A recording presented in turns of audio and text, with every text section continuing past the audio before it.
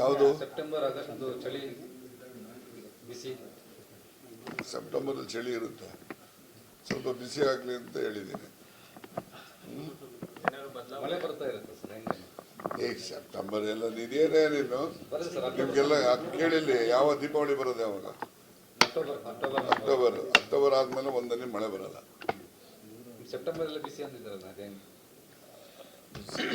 September ಅಲ್ಲಿ ಹೇಳ್ಬೇಕು, ಈಗ ಹೇಳಕ್ಕಾಗಲ್ಲ. ಅಲ್ಲಪ್ಪ, ನೀವುಗಳೆಲ್ಲ ಒಂದ್ ಕೆಲಸ, ಕ್ರಾಂತಿ ಅಂದ್ರೆ ಎಷ್ಟು ತರ ಕ್ರಾಂತಿ ಇದಾವೆ. ಈಗ ಜಗಜೀವನ್ ರಾಮ್ ಮಾಡ್ಲಿಲ್ವಾ ಹಸಿರು ಕ್ರಾಂತಿ ಅಲ್ವಾ ಅದು? ಅದ್ ಲೆಕ್ಕಕ್ಕೆ ನೀವು ಬರೋದೆಲ್ಲ ಬರೀ ರಷ್ಯಾದೆಲ್ಲ 1919 ಆಯ್ತಲ್ಲ, ಅದು ಅಕ್ಟೋಬರ್ ಅಲ್ಲೇ ತಾನೇ ಆಗಿರೋದು. ನೀವು ರಾಜಕೀಯ ಕ್ರಾಂತಿ ಆಗುತ್ತೆ ಅಂತ ನೋಡ್ರಪ್ಪ,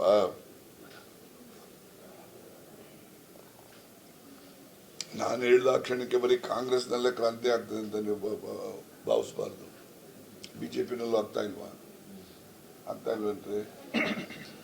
ಈವನ್ ಕೇಂದ್ರ ಸರ್ಕಾರದಲ್ಲೂ ಕೂಡ ಬದಲಾವಣೆಗಳನ್ನು ನಿರೀಕ್ಷೆ ಮಾಡಬಹುದು. ಹೇಗೆ ಅಂದ್ರೆ, ಅವ್ರದ್ದು ಸೆಟ್ ಆಫ್ ಪ್ರಿನ್ಸಿಪಲ್ಸ್ ಇದೆ RSSನವ್ರದ್ದು. ಏನ್ ಪ್ರಿನ್ಸಿಪಲ್ಸ್ ಅದು?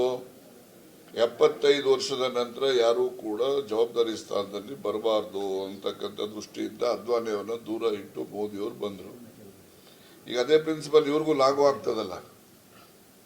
ಇವರು ಮಾರ್ಗದರ್ಶಕ ಮಂಡಲ್ಗೆ ಹೋಗ್ಬೇಕು, ಬೇರೆಯವರು ಜಾಗ ಮಾಡಬೇಕು. ಅದು ಬದಲಾವಣೆ, ಅದೊಂಥರ ಕ್ರಾಂತಿ ಅಲ್ವಾ? ಅದನ್ನ ಯಾರು ಊಹೆ ಮಾಡೋದಿಲ್ವಾ?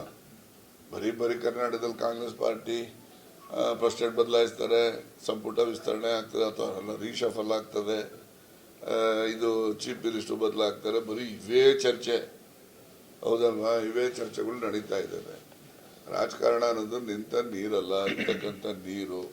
ಹರಿಯೋ ನೀರು ಯಾವ ಕಡೆ ಇರ್ತದೆ ಅಂದ್ರೆ ಆ ತಗ್ಗು ಯಾವ ಕಡೆ ಇರ್ತದೋ ಆ ಕಡೆ ಹರ್ಕೊಂಡು ಹೋಗ್ತದೆ. ಹಂಗೆ ರಾಜಕಾರಣನೂ ಕೂಡ ಆಯಾ ಸಂದರ್ಭದಲ್ಲಿ ಏನೆಲ್ಲ ಬೆಳವಣಿಗೆಗಳು ಆಗ್ತವೆ, ಆ ಬೆಳವಣಿಗೆಗೆ ಅನುಗುಣವಾಗಿ ಮುಂದಿನ ಪ್ರಕ್ರಿಯೆ ನಡೀತವೆ.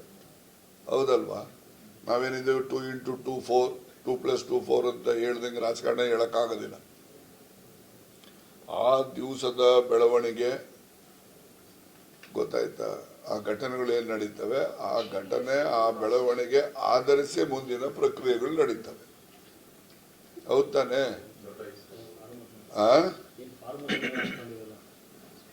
ನೋಡಿ, ನಾನು ಹೇಳಿದ್ನಲ್ಲ, ರಾಜಕಾರಣ ಅಂತಕ್ಕಂಥದ್ದು, politics is A fast changing instrument on the earth. ರಾಜಕಾರಣ ಈಗಿದ್ದಿದ್ದು ಅರ್ಧ ಗಂಟೆಗೆ ಇರೋದಿಲ್ಲ, ಈಗಿದ್ದಿದ್ದು ಅರ್ಧ ದಿವಸಕ್ಕೆ ಇರುತ್ತೆ ಅಂತ ಹೆಂಗೆ ಹೇಳ್ತೀರಿ? ನೆಕ್ಸ್ಟ್ ಸೆಕೆಂಡೇ ಇರೋದಿಲ್ಲ. ಆದ್ರಿಂದ ರಾಜಕಾರಣ ಅಂತಕ್ಕಂಥದ್ದು it is A fast changing instrument on the earth.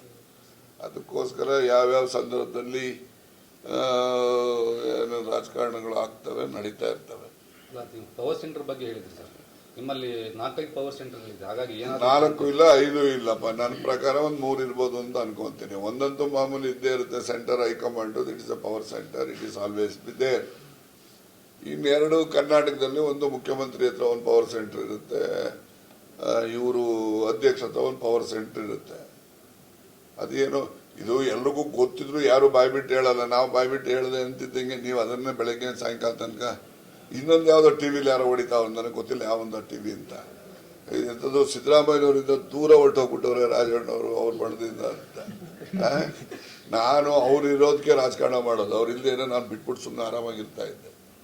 ಅವ್ರು ಇರೋದಕ್ಕೆ ರಾಜಕಾರಣ ಯಾಕೆ ಮಾಡ್ತೀನಿ ಅಂತ ನೀವು ಪ್ರಶ್ನೆ ಹಾಕಿದ್ರೆ, ಅವರಿಂದ ಬಡವ್ರಿಗೆ ಸಹಾಯ ಆಗ್ತದೆ. ಆ ಬಡವ್ರಿಗೆ ಸಹಾಯ ಮಾಡುವಂಥ ಒಬ್ಬ ವ್ಯಕ್ತಿಗೆ ಹೆಚ್ಚು ಶಕ್ತಿ ತುಂಬಬೇಕು ಅನ್ನೋ ದೃಷ್ಟಿಯಿಂದ ನಾವು ರಾಜಕಾರಣ ಮಾಡ್ತಾ ಇದ್ದೇನೆ ಹೊರತು ನಾನು ಅವ್ರಿಗೆ ಯಾವತ್ತೂ ಕೂಡ ಅವರಿಂದ ದೂರ ಸರಿಯುವಂಥದ್ದು ಇಲ್ಲ. ಎಲ್ಲ ಸುಳ್ಳು, ಇದನ್ನ ನೀವೆಲ್ಲ ನಿಮ್ಮ TRPಗೋ ಆಳೋ ಮಾಡ್ಕೊಂಡು ನೀವು ತೋರಿಸ್ಕೊಂಬಿಟ್ರೆ ನಾನೇನು